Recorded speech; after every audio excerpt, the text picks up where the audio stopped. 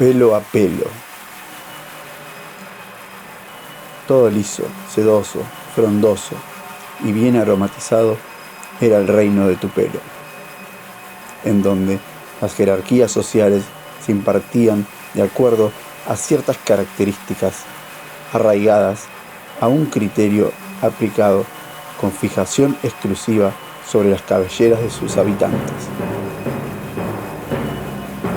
Estas algunas veces se manifestaban de forma natural, reduciendo así la necesidad de retoques, pero lo más común en su cultura era la permanente dedicación a la estética capilar. Características como volumen, brillo, vigor, así como matices de color, eran de las más valoradas. Por el contrario, las formas de discriminación aparecían con la caspa, la resequedad y hasta incluso con las motas. Los piojos eran solo mitos y los usaban para asustar a sus niños como represalia de no usar crema de enjuague o productos por el estilo. Pero lo que sí era intolerable al punto de ser castigado con la muerte era el padecimiento de calvicie.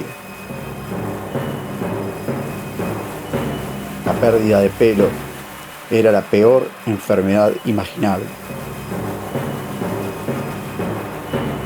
Y la presunción sobre su origen infeccioso se solía relacionar a la transmisión por vía sanguínea, de fluidos e incluso de contacto físico o respiratorio.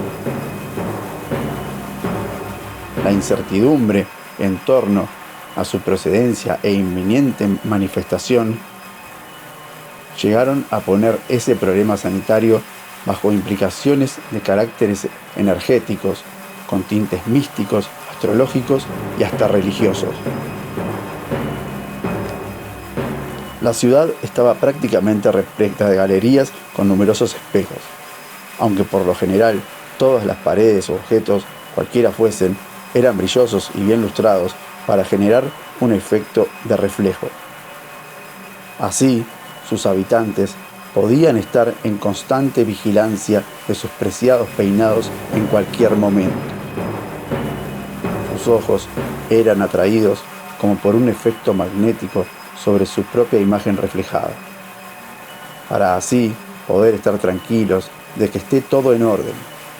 No sea cosa de que exista algún pelo rebelde que decida salirse del orden establecido, mediante peines guiados por manos que obedecen las órdenes de una cabeza que, de forma autómata, sigue los dictámenes programados desde una herencia conservada como para museo.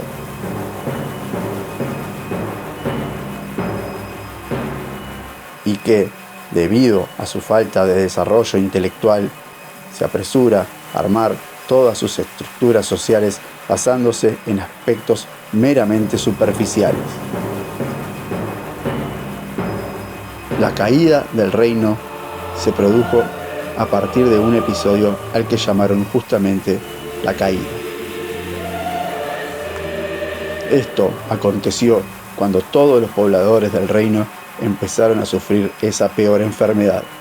No era mortal, pero eso hubiera sido mejor para ellos, porque los enfrentaba a su peor pesadilla, la caída de sus cabelleras.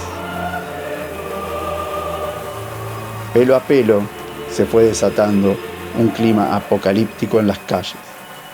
La gente, compungida hasta las lágrimas, con la cara congestionada de tanto llanto, exclamaba: «Se me cae el pelo», que gracias a dicha congestión y acumulación de mucosidad en las fosas nasales sonaba más a «se me cae el velo».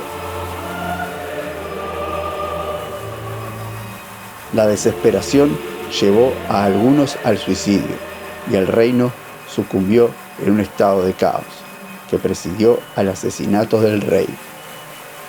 Esto aconteció cuando, en un intento desesperado por mantener la calma, el rey se presentó en público y todos, pudieron notar que su pelo seguía intacto.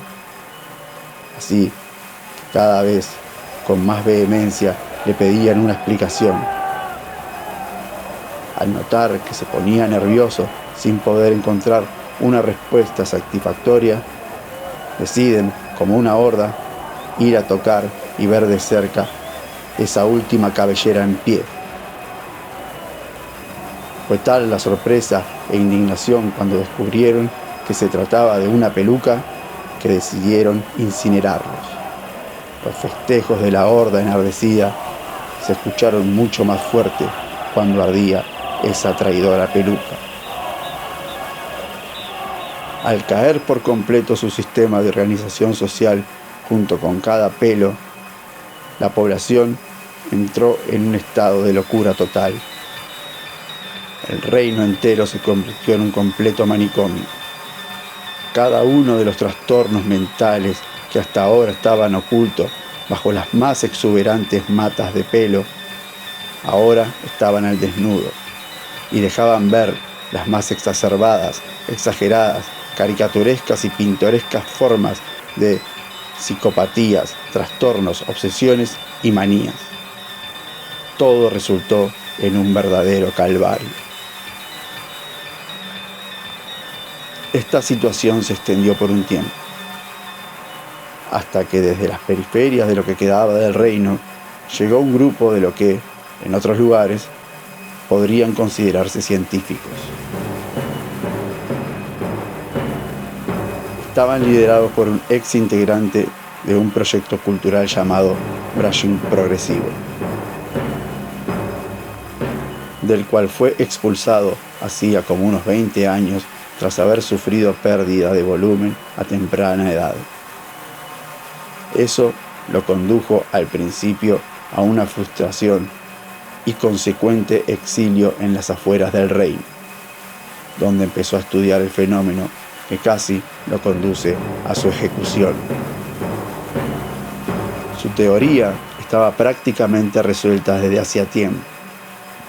Era algo que él intuía fuertemente, aunque a veces desconfiaba de sí mismo. Y, además, cada vez que se planteaba tratar de transmitir algunas de sus investigaciones a fuerza de vencer sus complejos, era ninguneado y finalmente tomado para la burla en complicidad de los reflejos que mostraban su inferior volumen capilar. Pero esta vez las circunstancias fueron propicias para que la teoría sea escuchada por un público que ya no tenía brújula ni estribos, desesperados buscando su desaparecida cordura y con muchos conflictos que terminaban con algunos trenzados a golpes. Dicha teoría fue de a poco cada vez más escuchada. Al principio, como si fuera cualquier otro loco que pregonaba su delirio en pleno apocalipsis. Pero finalmente primó la coherencia de entender, mediante esquemas, la propia palabra y más adelante, movidos por el interés de seguir comprendiéndola, con la autopsia de algún cadáver de por medio, que dicha teoría no resultaba ser tan descabellada. Debajo de todo ese pelo siempre existió un cráneo duro. La dureza era para proteger algo que en algunas culturas llamaban cerebro, y este era el responsable de dictar las emociones, pensamientos, etc. La teoría fue finalmente aceptada. La purificación tras tal catarsis restableció un nuevo orden de valores, basado en emociones genuinas y no en aspectos superficiales, o eso se pretendía. El reino dejó de existir, para que en su lugar se fundara la humilde localidad de La Pelada.